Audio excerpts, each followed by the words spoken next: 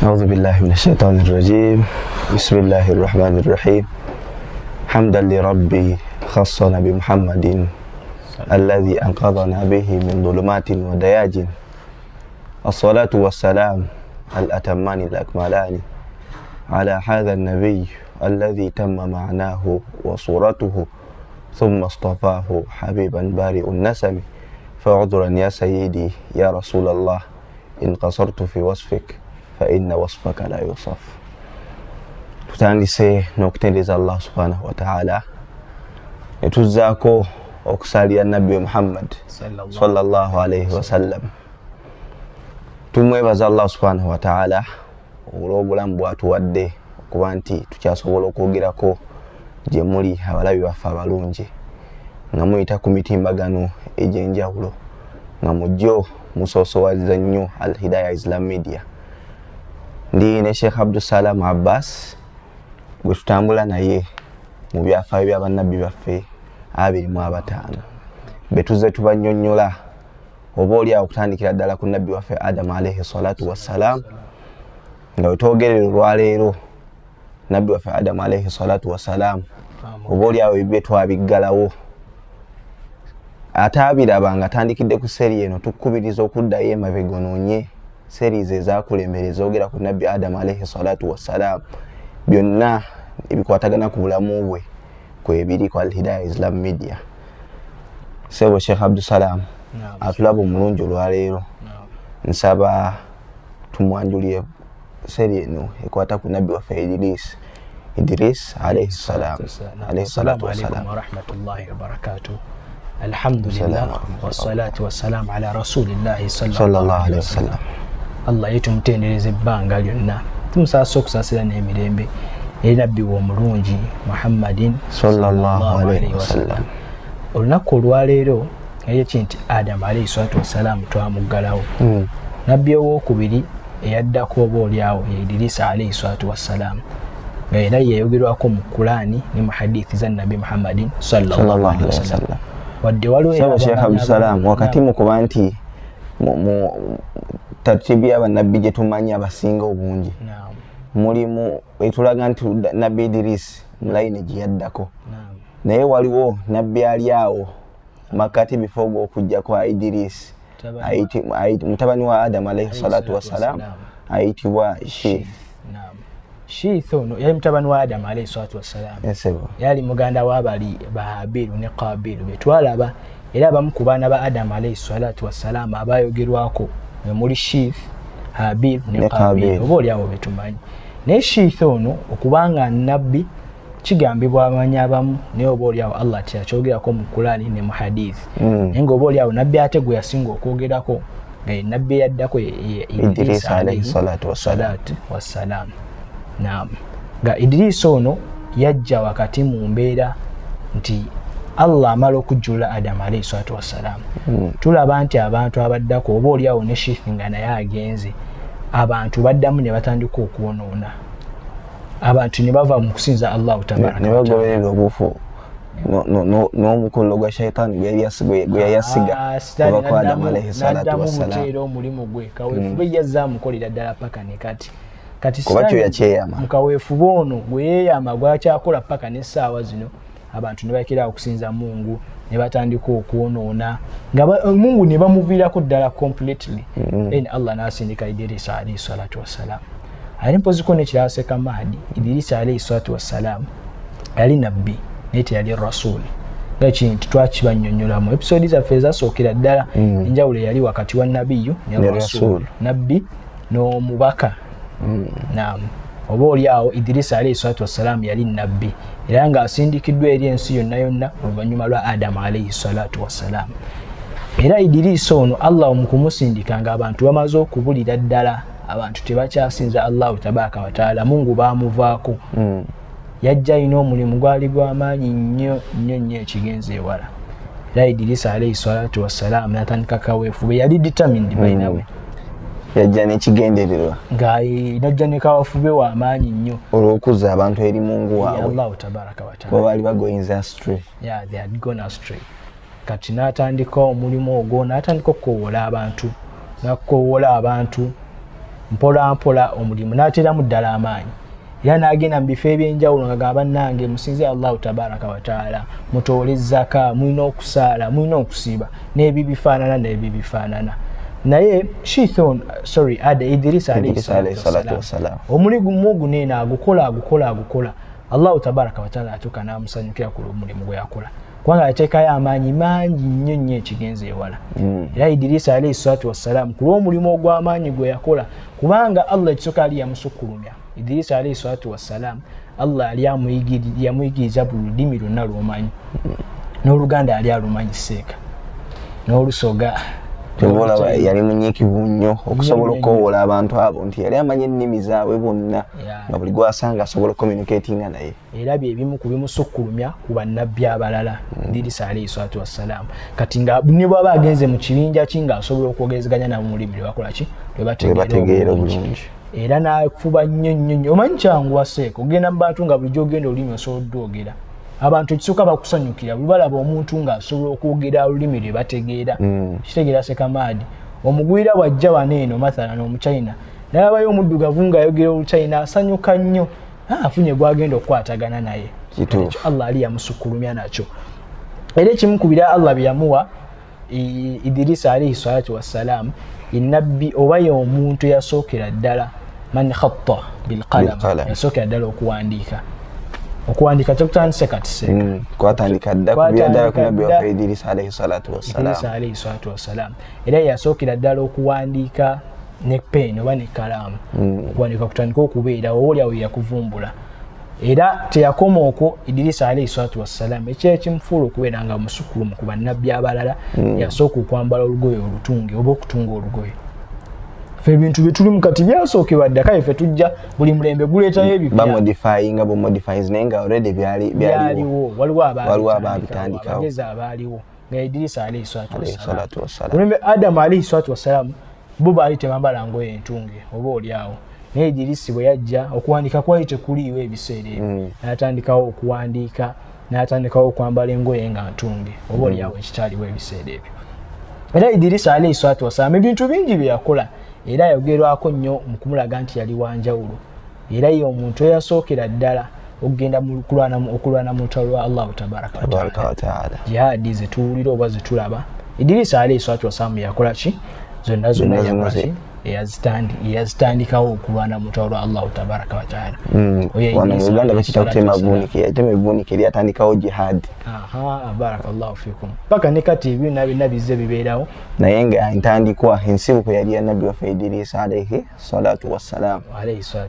ku birala bye bongera okwogera ku nabbi ono Idris mwe muli n'okuba nti yawangaala mu myaka gya nabbi Adamu alayhi salatu wassalam yawangaalako emyaka 308 380 years barakallahu fikum Mungu ze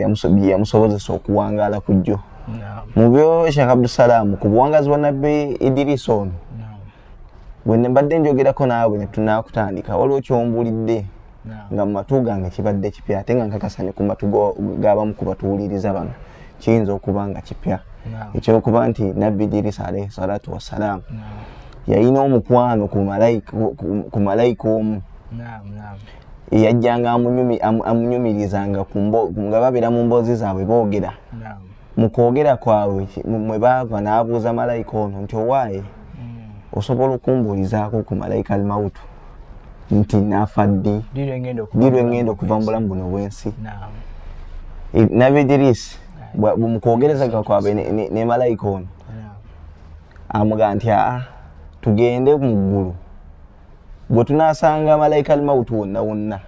yamugamba jangu nkutwale tugende tubuuze malakul maut atubuulire ebbanga osigazaayo bbanga ki ndowooza ali nkola y'abamalayika eyo oba olyawo bo bayibuuza gundi abuuzayo bbanga ki abaddakawo ne beebuuzako ne maadi oyo abuuzayo ebbanga kiwa azayo essaawa 3 era bwe batambula kubanga mu bitabo bino byetusoma mu siira ono batulaga nti nabbi Idris alayhi salatu wassalam yali mu ggulu eryokuna ogenda mu ggulu eryokuna yagenda ne malayika ono yamutwala batuuse mu ggulu eryokuna we basinkana malayika al-mautu bamubuuza nti owaaye omusajja ono Idris ng'omukulaba okuko asigazaayo bbanga ki ku mulabu gwe. Malaika al-Maut kyava addako n'agamba nti mbadde nina okweraliikirira kw'amaanyi nnyo kuba nti Allah subhanahu wa ta'ala antumye ngene nkima omwoyo gwa Idrisa ono alayhi salatu wassalamu naye ng'okweraliikirira kwe nnina nti mukulaba ndaba ng'ali mu ggulu eryokuna. Mungu yaŋŋambye nina okumujjula mu ggulu eryokuna kyokka ndaba ng'ate omusajja ali ku dunya neyeebuuza agenda kukikola ntya. Era omuseka tufunamu ekyokuyiga. Allah we yakuwandiikirako nti ogenda okuviira mu bulamu obw'ensi era wogenda okufiira. Era mu riwaaya endala mu hadithi eyo yennyini nabbi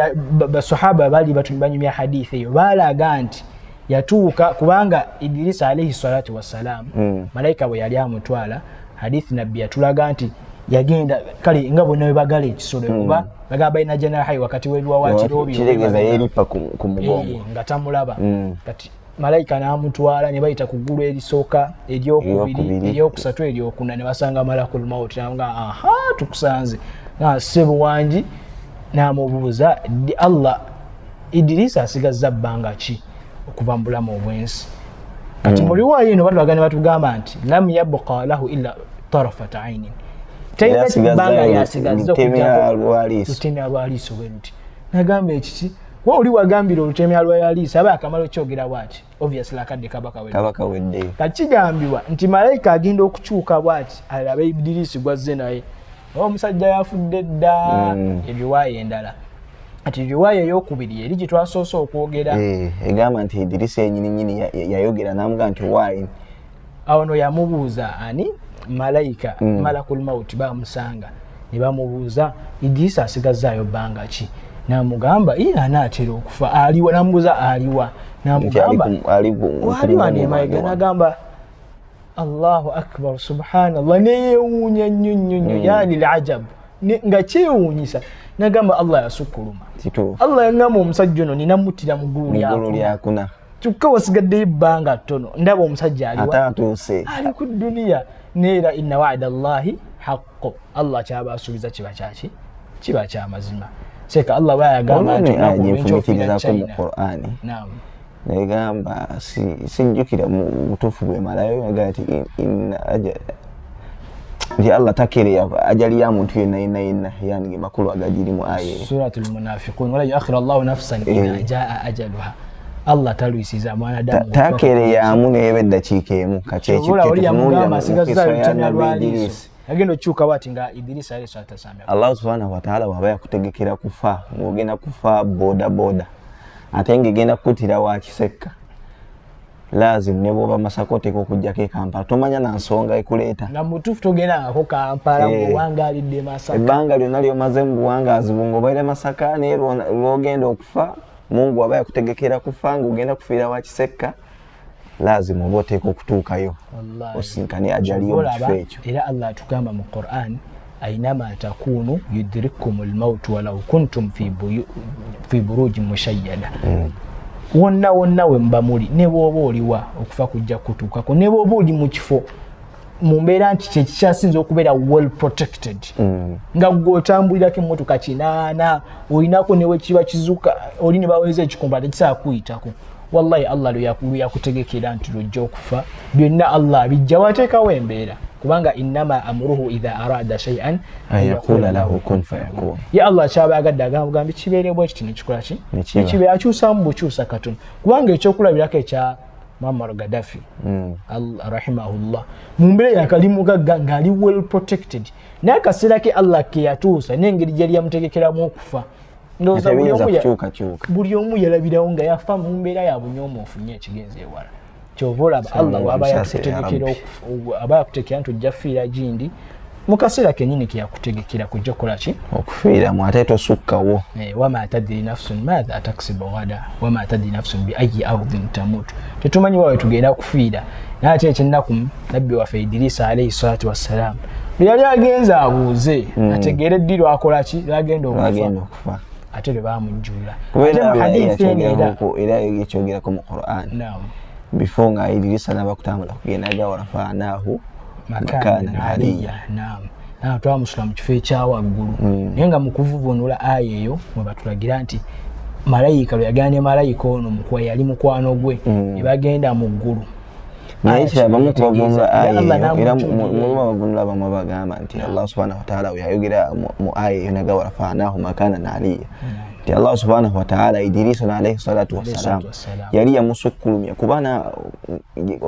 bana abaaliwo abaana ba Adamu alayhi salatu wassalam kuba ye botunulira bye yakola yali wa waggulu mu oba oli awo ku baana abalala Allah ali amusukumya n'ebintu kuba ali amwe ebitendo bingi mu byo byotugambe ko kuba nti yali amanyi ennimi nyingi yagira ennimi zonna Allah waabwe yastawi alladhina ya'lamuna walladhina la ya'lamun ona yogera ennimi emunaana nawe amanyi Oluganda lwokka oba n'Oluzungu mwenkanankana tekisoboka era Allah asulamu ona amanyi ennimi omunaana amaki darajat amadaala kubanga opportunity bwenajja bw'amanyi olulimi olumu bayinza obutakutunuulira kubanga ono amanyi bingi ebikira kuggwe era kiba kirungi oba oliawo n'ennimi tuziyige Idrisi yali amanyi ennimi nnyingi era kyamuyambako nnyo mu ddaawa ye naffe badduwaati abakuwola abantu eri eddiini kiba kirungi okuba nti omuntu amanyi ennimi nnyingi baseka togende ku Luzungu ku Luswayiri ng'olwo n'ennimi endala Allah bw'oba ofunye opportunity ogenda n'okola ki n'oyiga kubanga okusoma tekola ki tekukoma osobola okwogerayo Olujamani ng'oloseka ng'okola ki Mungu asobola okuteeka mu mbeera nga bw'ogenza okukoowola ba Luswayiri ogenda kwogera otya nabo nga tomanyi Luswayiri ojja kugenda obagamba Oluzungu nga tebalumanyi oyogera Oluwarabu nga bawuliramu katono Oluganda lwasinga okutegeera nti ta'allam lughata qaumin yiga olulimi lw'ekibinja luba ennimi ez'enjawulo tanju makrahum abo bw'oba oyize olulimi lwabwe ojja kuwona enkwe zaabwe kituufu wakati sekanze bwe ngenda mubogera Oludoichi nga ndumanyi ne kubanga mu ndabika yange baba tebayinza kisuubira era baba balina olukero nale bakulukira bajja kwogera Oludoichi lwawe kumbe enkola ki oba owulidde tugenda mukola bwenti ne tanju makrahum omaliza wonye ki enkwe zaabwe ne sekamadi kinadde gamba ekirala ku nabbi Idrisa alayhi salatu wassalam okumanya Allah ali yamusukkulumya kubanga Allah niwe amututte mu ggulu oba oliawo Nabi Muhammadin sallallahu alayhi wasallam mu Isra'i wal Mi'raj bwe yali atunyumiza olugendo bwe lwatambula yasanga ni nabyani Idrisa alayhi salatu wassalam ku ggulu eryokuna naye bwe yali amuwaniriza yamugamba marhaban ya akhun salih wa nabiyyun salih tukwaniriza marhaban bil akhi salih wa nabiy salih barakallahu fikum tukwaniriza muganda waffe omulongoofu era nabbi omuki omulongoofu kitulaga nti yali mulongoofu ekiraga nti yali mulongoofu Allah bwe yali amutu ne mu Qur'an bodda ino ntunulira Allah subhanahu wa ta'ala bwe yali amwogera kaga wadhkur fil kitabi Idris innahu kana siddiqan nabiyya ekiraga obulongoofu we kana siddiqan yali wa mazima nga mwesi ate omuntu asobola kuba na mazima okujjako nga mulongoofu barakallahu fikum kyova olaba okumanya era yali mulongoofu nga wa mazima emu ku nsonga eza mutwaza mu ggulu oba oli awo n'agira ne malayika ono yali ayagala kubuuza amanye eddiro ava mu bulamu obw'ensi naye nga ensonga akyayagala okuva mu bulamu obw'ensi Allahu tabaraka wa taala amala omugamba awo nga tonnaba kutuukawo Sheikh Abdusalam bwetutunuulira mu bigambo by'abamanyi nga Imaamu al-Bukhari atunnyonnyola mu kitabo kino kye tutambula nakyo atugamba ayina ekigambo kye kyaleeta atugamba nti Idris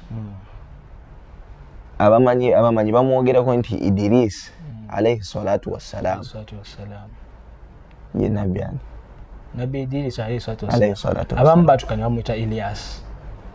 ate nga abamanyi kye basinga okwekwatako kubanga Ilyas batulaga Ibn Abbas ne Ibn Mas'ud batulaga nti Allah nabbi gwayeka kunga Ilyas Idris alayhi salatu wassalam ne Allah tabaraka wa taala oboli awo